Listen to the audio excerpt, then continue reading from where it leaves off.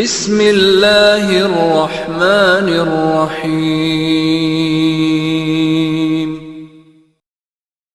நோன்பினை நோற்றவர்களாக நாம் எல்லோரும் உட்கார்ந்திருக்கிறோம். அல்லாஹுடைய அருட்கொடைகளும் நன்றி கெட்ட மனிதனும் என்கிற தொடரினூடாக அண்மையில் சவுதி அரேபியா நாட்டைச் சேர்ந்த ஒரு இஸ்லாமிய அறிஞர் ஒரு மார்க்க பிரச்சாரத்திற்காக வேண்டி ஆப்பிரிக்க நாடொன்றுக்கு சென்றிருக்கிறார். அந்த நாட்டிலே போய் நோன்பினுடைய சிறப்புகளை பற்றியும் நோன்பினுடைய மகத்துவங்களை பற்றியும் அதே போல இஃப்தாருடைய சிறப்பு, சஹர் செய்ய வேண்டியதனுடைய சிறப்புகள் பற்றி, அதனுடைய சட்டங்களை பற்றி அங்குள்ள மக்களுக்கு அவர் விளங்கப்படுத்தி இருக்கிறார். இறுதியாக கேள்வி பதிலுக்குரிய நேரம். ஒவ்வொருவரும் கேள்விகள் கேட்டுக்கொண்டிருக்கிறார்கள். அப்பொழுது ஒரு சகோதரர் எழுந்து வந்து ஒரு கேள்வி கேட்டிருக்கிறார். அறிஞர் அவர்களே, நாங்கள் இஃப்தாருடைய நேரம் எங்களுக்கு கொஞ்சம் சாப்பாடு கிடைக்கிறது. அந்த சாப்பாட்டை கொண்டுதான் நாங்கள் சஹருக்கும் நியத்து வைக்கிறோம். இஃப்தாருடைய நேரம் எங்களுக்கு சாப்பிட்டால் சஹர் சாப்பிடுவதற்கு எதுவுமே இல்லை. நோன்பை நாங்கள் அதை கொண்டுதான் நியத்து வைக்கிறோம். இப்படி செய்தால் எங்களுடைய நோன்பு ஒப்புக்கொள்ளப்படுமா, சஹருடைய நன்மை எங்களுக்கு கிடைக்குமா என்று அவர் ஆதங்கத்திலே கேட்டிருக்கிறார். இதை சொல்லிவிட்டு அந்த அறிஞர் அழ ஆரம்பிக்கிறார். அவர் பேசிக்கொண்டிருந்த அவருடைய நடந்த நிகழ்வை சொல்லிவிட்டு அழ ஆரம்பிக்கிறார். நாம் எவ்வளவோ அருள்களோடு வாழ்ந்து கொண்டிருக்கிறோம். 3 நேரம் சாப்பிட்டு அந்த சாப்பாட்டையும் மிச்சம் வைத்து கொட்டிவிட்டு குப்பை கூடைகளிலே அவற்றை கொட்டி எத்தனையோ அநியாயங்களையும் வீண்விரயங்களையும் நாம் செய்து கொண்டிருக்கிறோம். ஆனால் நோன்பு காலங்களில் கூட சஹருக்கு சாப்பிடுவதற்கு சாப்பாடு இல்லாமல் நோன்பு நோக்கிற ஒரு சமுதாயமும் இந்த பூமியில் வாழ்ந்து கொண்டுதான் இருக்கிறார். இவர்களை தூரத்திலே சென்று பார்க்க தேவையில்லை. நாங்கள் எங்களுடைய வாழ்க்கையில், என்னுடைய வாழ்க்கையிலும் நிறைய அனுபவத்தை பற்றியிருக்கிறோம். எங்களுக்கு தெரியும், எங்களுடைய நாடு அண்மை காலமாக சில பொருளாதார நெருக்கடிகளை சந்தித்து வந்தது.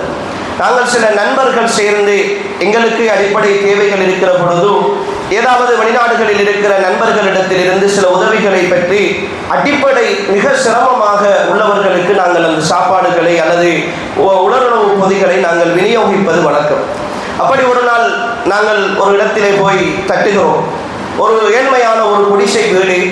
அந்த வீட்டினுடைய அமைப்பை பார்க்கிற பொழுது நிச்சயமாக அவர்கள் தேவையோடு இருப்பார்கள் என்று நாங்கள் நினைத்து கொண்டோம். அந்த வீட்டிலே போய் தட்டிய பொழுது ஒரு வயதான தாய் வந்தார். நாங்கள் அவரிடத்தில் அவருக்கு உதவி செய்ய வந்திருக்கிறோம் என்பதை காட்டிக்கொள்ளவில்லை. நாங்கள் அவர்களிடத்தில் நானும் என்னுடைய நண்பர்கள் 2 பேரும் போயிருந்தோம். அவரிடத்திலே கேட்டோம், ஏதாவது தேவை இருக்கிறதா அம்மா என்று நாங்கள் அன்பாக கேட்டோம். வயோதிபர் தாய். அந்த தாய் சொன்னார், தம்பி, ஒரு தேங்காய் மாத்திரம் வாங்கி தாருங்கள் அப்படி என்று சொன்னார். நான் பெரிதாக அவர் கேட்பார் என்று எதிர்பார்த்திருந்தேன். ஆனால் அவர் கேட்டது ஒரு தேங்காய் ஒன்று வாங்கி தாருங்கள் என்று கேட்ட பொழுது ஆச்சரியமாக இருந்தது. நான் திரும்ப அவரிடத்திலே கேட்கிறேன், ஏன் நிறைய தேவைகள் இருக்குமே, தேங்காய் மட்டும் கேட்கிறீர்கள்? இல்லை, எனக்கு 3 பிள்ளைகள், 3 சின்ன பிள்ளைகள், எல்லோரும் தூங்கி கொண்டிருக்கிறார்கள். காலையிலிருந்து எதுவுமே சாப்பிடவில்லை. இப்பொழுதுதான் ஒரு சகோதரர் வந்து கொஞ்சம் கோதுமை மாவு தந்துவிட்டு போகிறார். அதிலே நான் ரொட்டி சமைத்திருக்கிறேன். ஆனால் அந்த ரொட்டியை தொட்டு தின்னுவதற்கு தேங்காய், எங்களுடைய ஊரிலே தேங்காய் சம்பல் செய்வார்கள். அந்த சம்பல் செய்வதற்கு ஒரு தேங்காய் இருந்தால் அதை செய்துவிட்டு என்னுடைய பிள்ளைகளுக்கு சாப்பாடு கொடுப்பேன். பசியினால்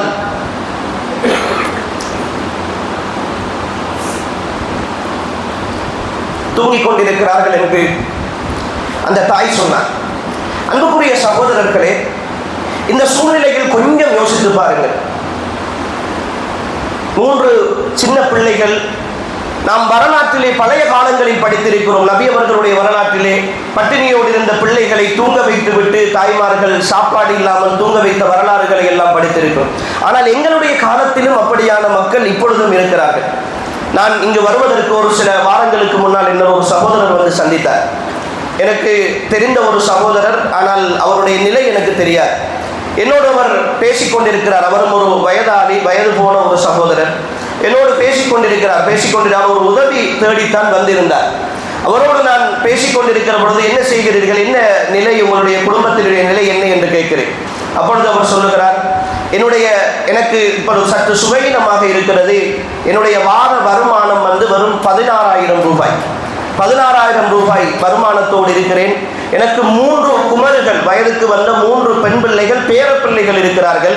என்னுடைய மகள், அவருடைய உம்மா தாய் என்னோடு இருக்கிறார். அவர்களுடைய தந்தை அவர்களை விட்டுவிட்டு விவாகரத்து பெற்று விட்டார், நீண்ட காலமாகிவிட்டது. இந்த 4 பேரையும் நான் பராமரித்துக் கொண்டிருக்கிறேன். வெறும் 16,000 ரூபாய் தான் என்னுடைய வருமானம். என்ன செய்வது என்று தெரியும். ஆனால் ஒரு கௌரவமான சகோதரர். அன்புக்குரியவர்களை, நான் யோசித்தேன், எங்களுடைய நாட்டினுடைய இப்போதைய சூழல், ஒரு மாதத்திற்கு ஒரு சாதாரண நடுத்தர குடும்பம் அடிப்படை தேவைகளை நிறைவேற்ற வேண்டும் என்றால் குறைந்தது ஒரு 80,000 ரூபாய் இருக்க வேண்டும்.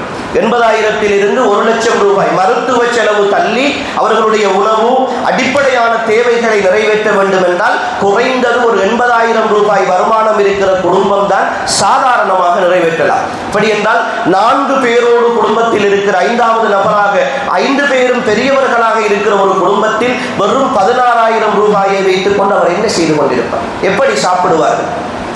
இந்த கேள்விகளை உள்ளத்தில் கேட்டு போட்டு எங்களை கொஞ்சம் திரும்பி பாருங்கள். அல்லாஹ் எங்களுக்கு எவ்வளவு அருள் செய்திருக்கிறார். 3 நேரமும் சாப்பிடுகிறோம், மேலதிகமாகவும் சாப்பிடுகிறோம், நிறைய விஷயங்களை அனுபவிக்கிறோம், நிறைய வீண்விரயம் செய்கிறோம். ஆனால் என்றாவது இதனுடைய பெருமானத்தை நினைத்து நன்றி செலுத்தி இருக்கிறோமா? என்றாவது நன்றி செலுத்தி இருக்கிறோமா சகோதரர்? என்றாவது யோசித்து பார்த்திருக்கிறோமா? இந்த நாட்டிலே அல்லது எங்களை சூழ உள்ள பிரதேசங்களில் எத்தனை பட்டினி சாவுகள் நடந்து கொண்டிருக்கின்றன தெரியுமா? எத்தனை பேர் பட்டினியால் அவதிப்பட்டுக் கொண்டிருக்கிறார்கள் தெரியுமா? சாப்பிடுவதற்கு எதுவும் இல்லாமல் எதுவும் கிடைக்க மாட்டாதா என்று ஏங்கிக் கொண்டிருக்கிற குடும்பங்களை நாங்கள் கண்ணெதிரே கண்டவர்கள், அந்த வலியை உணர்ந்தவர்கள், அந்த வலியினால் துடித்தவர்களோடு பேசியவர்கள், அந்த வலியை நேரடியாக அனுபவித்தவர்கள். எங்களுக்கு தெரியும். ஆனால் இங்கு வந்து உங்களை பார்க்கிற பொழுதும், நீங்கள் வீண் விரயம் செய்கிற ஒவ்வொரு சாப்பாட்டையும் பார்க்கிற பொழுதும் மனது வேதனைப்படுகிறது. அல்லாஹ் உங்களுக்கு அருள் செய்திருக்கிறார், நிறைய நியாமத்துக்களை அல்லாஹ் செய்திருக்கிறார்.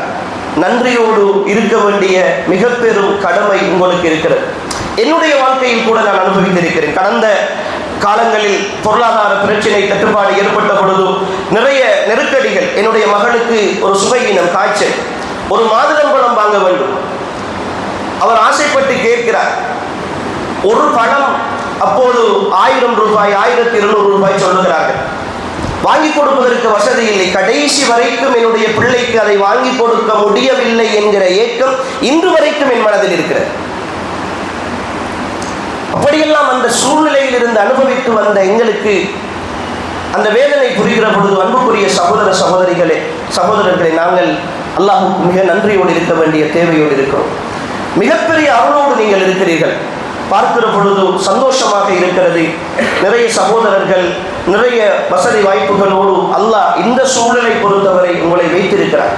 நாம் நினைத்துக் கொண்டிருக்கிறோம், சின்ன சின்ன பிரச்சனைகள் வாழ்க்கையில் வருவதால் நாம் ஏதோ நிறையதை இழந்து விட்டோம் என்று நினைத்துக் கொண்டிருக்கிறோம். ஆனால் எங்களை விட வறுமையின் உச்சகட்டத்தில் வாடுகிற பல சகோதர சகோதரிகள் இருக்கிறார்கள்.